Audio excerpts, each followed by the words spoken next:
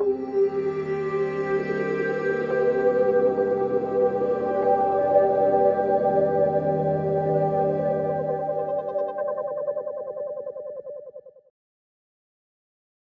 تقبل منا إنك أنت السميع العليم وعلينا إنك أنت صلى الله عليه وسلم محمد الحمد لله رب العالمين. Assalamualaikum warahmatullahi wabarakatuh.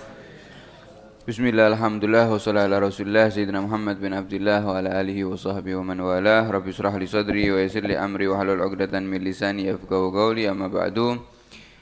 Pada pertemuan yang lalu kita telah menghatamkan daripada kitab Al-Hikayat. Kemudian pada kesempatan kali ini kita akan membaca sedikit demi sedikit daripada kitab Qisasul Anbiya, atau yang diartikan sebagai kisah-kisahnya para nabi yang disebutkan di dalam Al-Quran dan di dalam hadisnya Nabi Muhammad SAW yang dikumpulkan oleh Al-Imam Ibn Al-Kathir.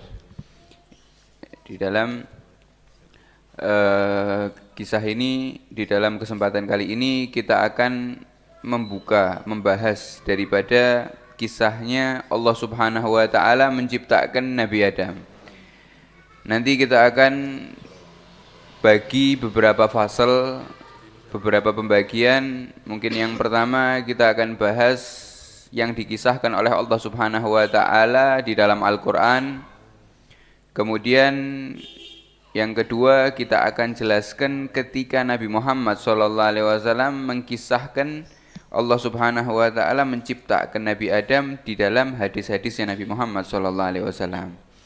Di sini yang pertama, Allah Subhanahu wa Ta'ala banyak menceritakan tentang Nabi Adam ini di berbagai suratnya, termasuk di surat Al-Baqarah, kemudian di surat Al-Hujurat, di surat Ali Imran juga Allah sebutkan, di surat Thaha, di surat Al-Isra, di surat Kahfi, kemudian juga di surat Shad, yang semuanya menyebutkan tentang penciptaannya Allah kepada Nabi Adam.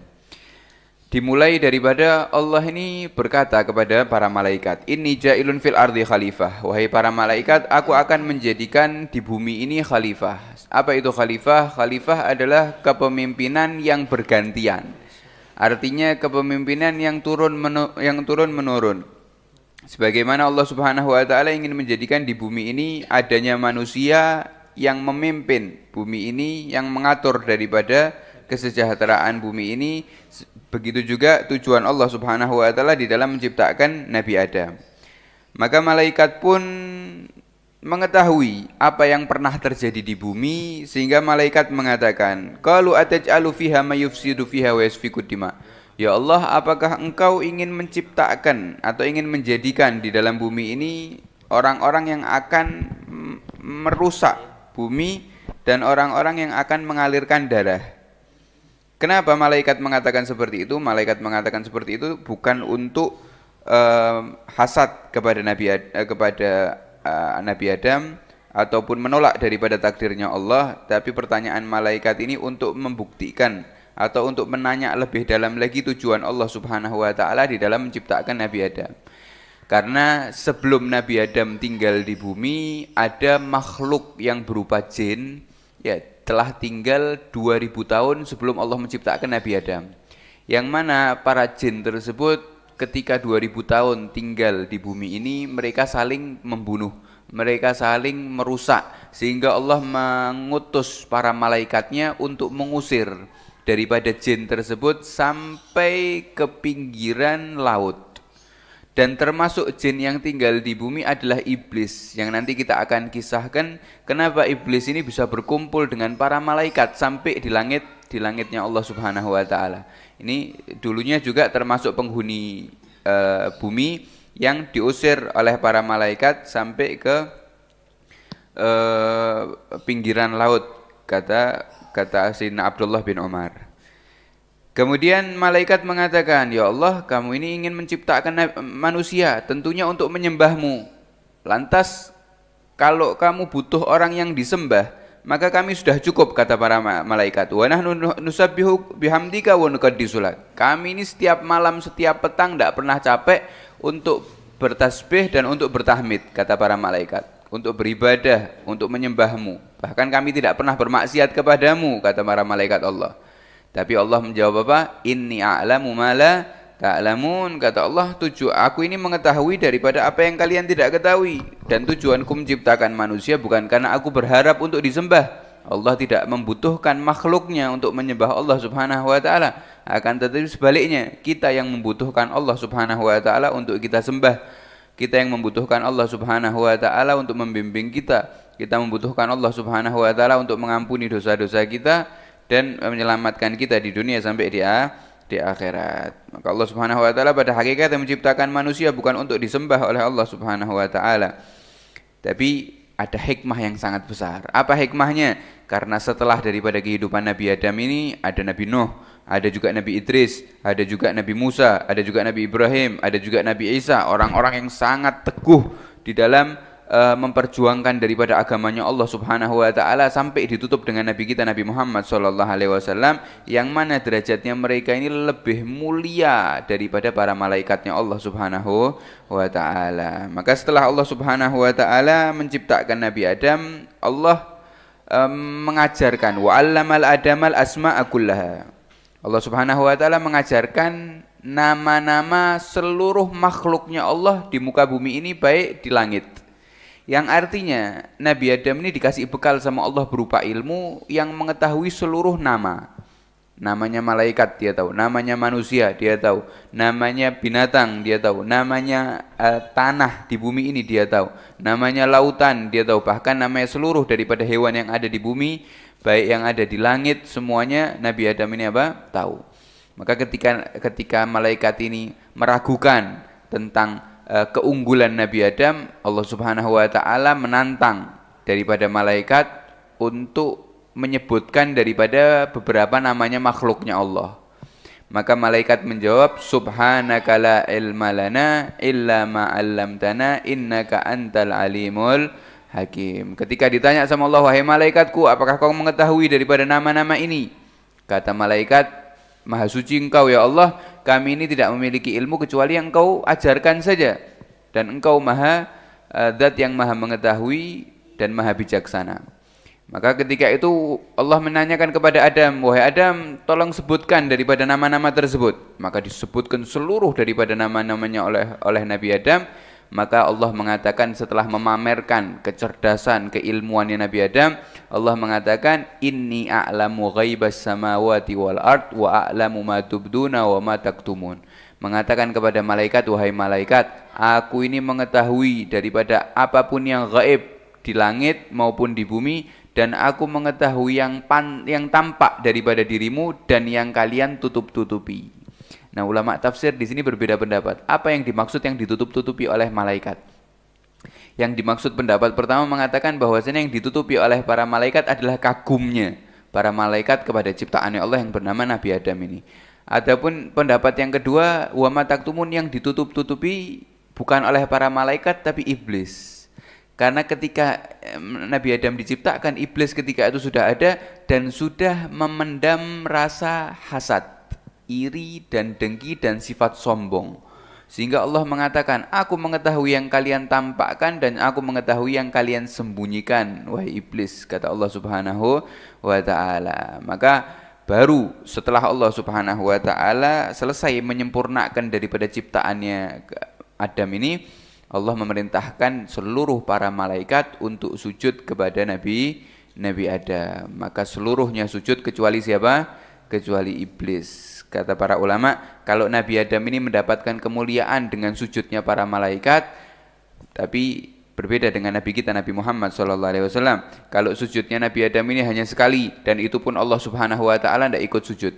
Akan tetapi kalau Nabi kita Nabi Muhammad diperintahkan seluruh malaikat, bahkan seluruh makhluknya Allah, manusia dan jin, untuk bersolawat kepada Nabi Muhammad SAW, dan Allah Subhanahu wa taala juga ikut bersolawat. Dan perintah tersebut bukan hanya satu kali, tapi terus sampai hari kiamat untuk seluruh daripada umatnya Nabi Muhammad bersolawat kepada Nabi Muhammad SAW. Setelah diperintahkan untuk sujud seluruh para malaikat kecuali iblis ini tidak mau sujud. Baru iblis ini menggunakan ilmunya, yang namanya apa? Ilmu kias, mengkiaskan satu hukum. Padahal kita tahu di dalam syariat kias ini memang dipakai untuk menjadikan sebuah hukum, tapi di nomor ketiga setelah nas. Setelah adanya hadis, setelah Al-Qur'an, kemudian hadis, baru yang namanya ijma, kemudian kias yang keempat. Kias ini untuk mengambil hukum yang terakhir. Sehingga kalau sudah adanya nas di dalam Al-Quran, maka kias ini tidak ada harganya lagi, tidak ada manfaatnya lagi ini kias. Kalau sudah nas. Lah ini Allah sudah memerintahkan dengan nas jelas daripada kalam Allah, tapi iblis ini masih apa? Mengkiaskan. Apa yang dikiaskan oleh iblis? Iblis mengatakan, ana khairun minhu khalaqtani min nar wa khalaqtahu min tin. Ya Allah Subhanahu wa taala, kau memerintahkan aku untuk sujud, sedangkan aku ini lebih mulia. Dari mana mendapatkan hukum aku lebih mulia? Dengan kiasan. Apa kiasannya? Kiasannya Nabi Adam diciptakan dari tanah, sedangkan aku dari apa? Dari api. Dan aku mengkiaskan bahwasanya api ini lebih mulia daripada tanah. Para ulama mengatakan dan kiasnya itu salah total. Kalau kita lihat mana yang lebih bermanfaat, api atau tanah? Jelas tanah. Tanah di situ bisa ditumbuhi beberapa daripada buah-buahan, manfaat yang sangat besar, bisa dibangun di situ rumah, sedangkan api ya, manfaatnya hanya sedikit kalau dibandingkan dengan tanah. Sehingga apa kata Allah Subhanahu wa taala ketika iblis menjadikan statement bahwasanya dia lebih mulia daripada Adam karena kiasan tersebut, maka Allah Subhanahu wa taala mengatakan fakhruj minha fa innaka rajim wa inna 'alaika la'nata ila yaumiddin. Maka iblis pun diusir oleh Allah Subhanahu wa taala, entah itu dari langit atau dari surga. Para ulama berbeda pendapat. Diusir oleh Allah Subhanahu wa taala atau riwayat yang ketiga dari jabatannya. Karena iblis ketika itu memiliki jabatan yang sangat tinggi. Ya, iblis ini dulu termasuk jin yang rusak bumi. Ya, termasuk jin yang rusak bumi, sehingga bukan daripada para malaikat. Dikatakan jin ini tidak pernah menjadi malaikat. Yang namanya iblis yang diusir oleh Allah Subhanahu wa taala ini, mereka bukan malaikat, daripada bangsa jin yang pernah merusak bumi ini. Kemudian ketika Allah memerintahkan malaikat untuk mengusirnya dan melemparkannya mereka ke laut, para malaikat ini melihat iblis ini termasuk orang yang berbuat baik di bumi. Maka diangkat oleh malaikat tersebut dan diperintahkan untuk tinggal di langit. Sehingga satu-satunya jin ketika itu yang tinggal di langit adalah iblis ini. Dan diriwayatkan namanya adalah Azazil. Ketika itu tidak ada satu jengkal langit pun di muka bumi ini kecuali pernah disujudi oleh jin. Bahkan iblis ini termasuk makhluknya Allah Subhanahu wa taala yang sudah diberikan oleh Allah 4 sayap. Yakni hampir menyerupai malaikat tapi belum sampai di derajatnya para malaikat. Kemudian diusir oleh Allah Subhanahu wa taala, fakhruj minha, keluarlah kau wahai iblis daripada derajatmu. Fa innaka rajim, karena kau adalah orang yang terusir. Wa inna 'alaika la'na ila yaumiddin, kamu terlaknat sampai hari kiamat. Qala rabbi fa anzirni ila yaumi yub'atsun, maka iblis mengatakan, ya Allah, tunggu aku atau panjangkan usiaku sampai hari kiamat.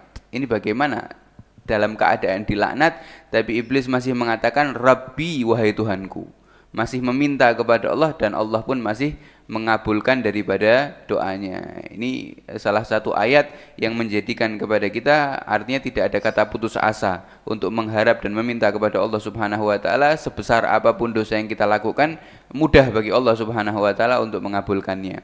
Bahkan jin masih berdoa, iblis tersebut masih berdoa mengatakan fa bi'izzatika la ughwiyannahum ajma'in, dengan kemuliaanmu wahai Allah aku akan menyesatkan seluruh daripada anak cucu Adam.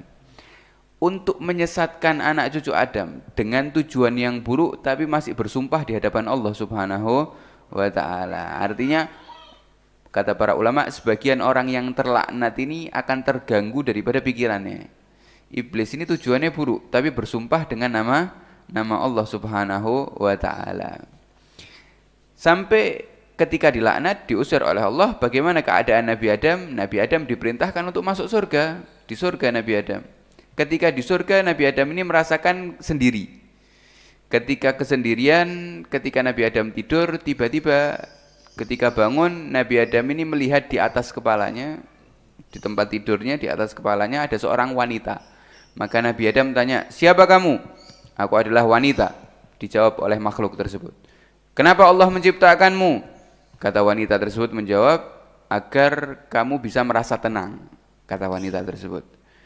Kemudian para malaikat tanya kepada Nabi Adam, karena Nabi Adam ini mengetahui seluruh nama. Wahai Adam, siapa nama wanita tersebut? Maka Nabi Adam mengatakan, dia adalah Hawa. Hawa. Kenapa kau menamai Hawa? Katanya malaikat. Maka Nabi Adam menjawab, aku menamainya Hawa karena Hawa artinya hidup. Karena Allah Subhanahu wa taala menciptakannya dari makhluk hidup. Artinya menciptakannya dari aku yang sudah dihidupkan oleh Allah Subhanahu wa taala. Karena dikisahkan ketika Nabi Adam tidur, Allah Subhanahu wa taala mengambil tulang rusuknya Nabi Adam yang paling kecil, kemudian menggantikan tempatnya di daging, dan tulang rusuk tersebut diciptakan oleh Allah Subhanahu wa taala menjadi Hawa tadi. Kemudian sampai tinggal, diperintahkan oleh Allah untuk tinggal di surga, dan dengan satu syarat. Apa syaratnya? Ya Adam, kata Allah, uskun anta wa zaujukal jannah, tinggali kamu dan istrimu di surga. Fakula min haitsu syi'tuma, makanlah daripada buah-buahannya bebas. Wala taqraba hadhihi syajarah, kecuali satu tumbuhan ini. Fatakuna minadh dhalimin, maka kamu akan termasuk orang-orang yang zalim. Di dalam ayat lain Allah Subhanahu wa taala mengatakan, jangan fala yukhrijannakuma minal jannati fatashqa. Jangan sampai iblis atau setan tadi mengeluarkan kalian daripada surga. Karena di surga ini kalian tidak akan lapar, kalian tidak akan telanjang, kalian tidak akan haus, kalian tidak akan berubah menjadi tua, kata Allah Subhanahu wa taala. Sudah diperingatkan oleh Allah, sudah dikatakan bahwasanya musuh kalian adalah iblis, akan tetapi kenapa kok Nabi Adam dan Siti Hawa ini masih memakan daripada buah yang dilarang atau tumbuhan yang dilarang? Insyaallah kita akan lanjutkan di pertemuan yang akan datang. Semoga Allah Subhanahu wa taala menambah rasa cinta kita kepada Nabi, kepada para nabi, dan juga menjadikan kita termasuk orang-orang yang menghidupkan Al-Qur'an, mencintai Al-Qur'an, dan juga diberikan kepada kita cahaya Al-Quran. Amin amin ya rabbal alamin. Wassalamualaikum warahmatullahi wabarakatuh.